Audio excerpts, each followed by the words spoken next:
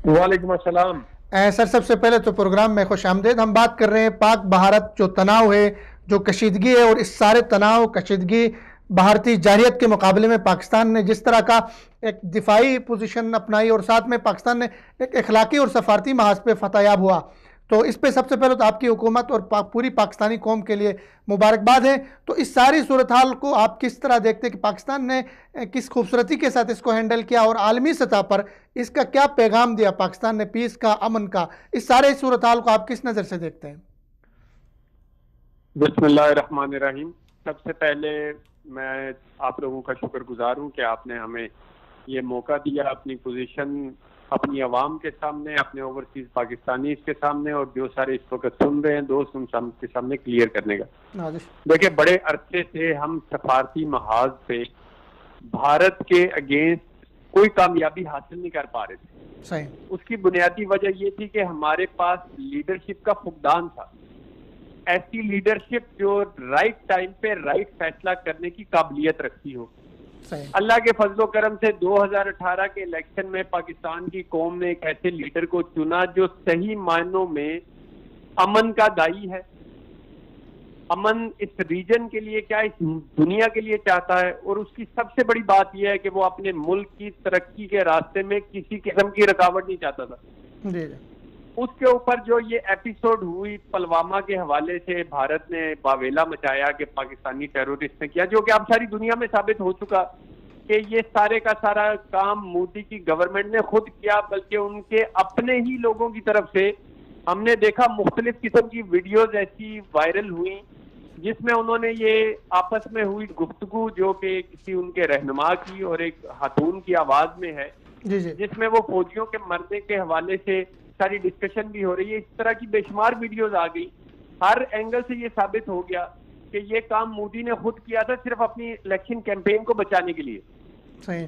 लेकिन इन मामलात में मोदी जो एक वॉर मोंगर है, उसके ऊपर जो एक जंग का जुनून जो है, वो उस सूरत हाल को मद्देनजर रखते हुए हमने चूंकि तरक्की करनी है, इसलिए हमारे और हम सबके जो प्राइम मिनिस्टर हैं, इस कौम के जो इस वक्त प्राइम मिनिस्टर हैं, उन्होंने ये सोचा कि हम सफारती महाज पे भी दुनिया के सामने भी एक अमन का पैगाम दें और उसके साथ साथ भारत को ये भी बताएं कि हम जवाब देने की पूरी सलाहियत रखते हैं।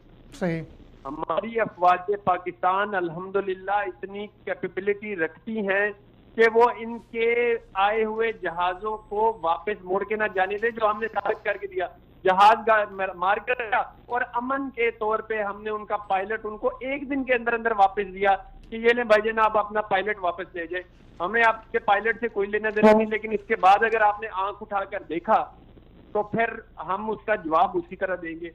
लेकिन मुझे जहां तक नजर आता है कि मोदी अभी तक अपनी इस सोच के दायरे से बाहर नहीं निकल पाया और वो इलेक्शन अपना जीतने के लिए किसी भी, पिछले दिनों में नेवी की उनकी एक आबदोज आ गई, उसकी हमने निशानदेही कर ली, उसको पकड़ लिया।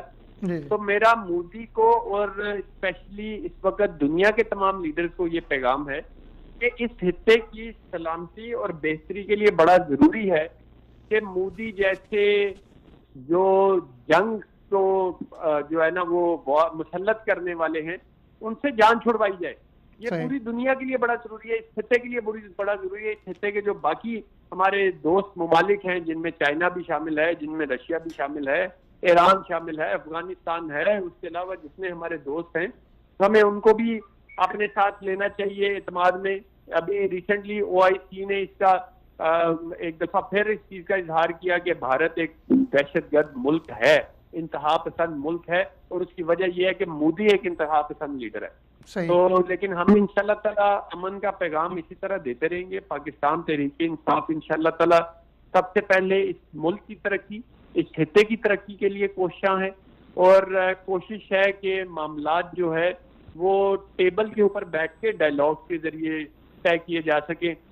लेकिन इमरान खान साहब ने जो एक बड़ी प्यारी बात की कि अपनी जिंदगी में उन्होंने छोटे लोगों को बड़े ऑफिसेज में बैठे हुए देखा, उसकी एक मिसाल मोदी भी है, जो कि इस वक्त छोटा इंसान है जहनियत के हवाले से, और वो बैठ गया है एक बड़े ऑफिस में।